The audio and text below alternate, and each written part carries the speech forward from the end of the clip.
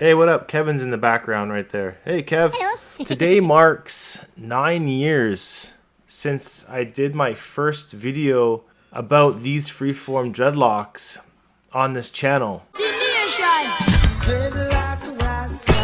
Clearly, I'm only doing this because I've already started the process of trimming my locks down into a new journey. I've got a lot more freedom right now to, I guess, manipulate my hair and to show you guys different techniques of manipulation if you are into the semi-freeform or using crochet hooks.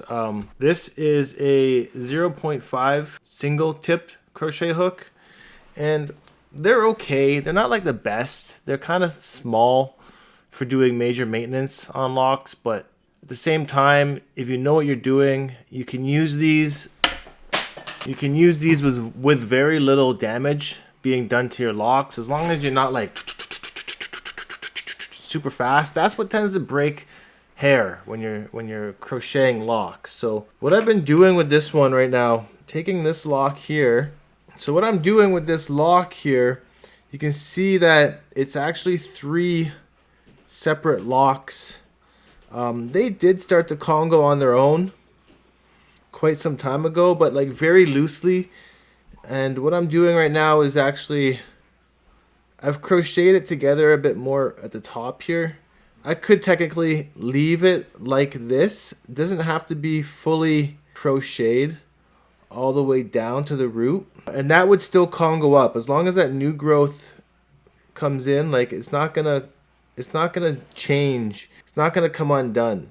It's very similar to even just like putting a rubber band right here, just so that these 3 locks don't separate as the new growth comes in.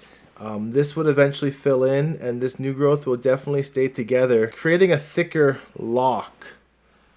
So I mean, even though I loosely crocheted that together, that would stay as a Congo.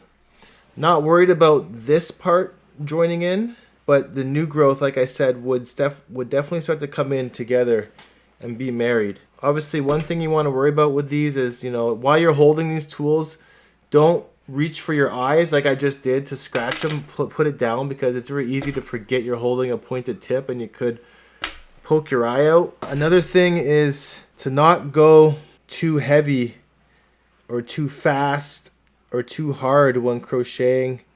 You kind of just want to poke it in, grab some hair, and pull it through, twisting the lock around kind of as you're doing it. And that is the way to crochet your lock if that's what you're looking to do. Don't go like really fast. That will just break strands of hair, cause damage, which we don't want, right? And my saying is always, less is more. You always want to have less maintenance, less product, and it will create more locks in the long run. And I mean, this is a tiring process. I wouldn't really recommend this for anybody, but I know that some people out there do like to do this type of stuff to their hair. But I mean, that's all I'm going to do to it right now, just to show you guys how easy it is to get your locks to Congo together with a little bit of help. I mean, at the end of the day, this lock is going to get trimmed, but I just wanted to show you that real quick, kind of while it was on my mind. Cool thing is actually today marks 9 years since I did my first video about these freeform dreadlocks on this channel. If you remember the clip, it was actually a live stream where I had put like how to freeform dreadlocks live or something like that. What I was doing in that video actually was crocheting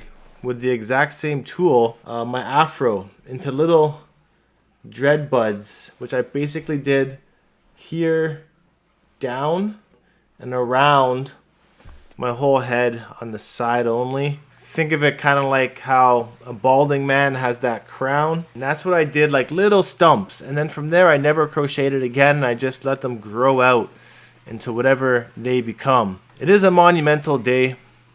9 years ago, I blessed you guys with a crocheted semi-freeform technique.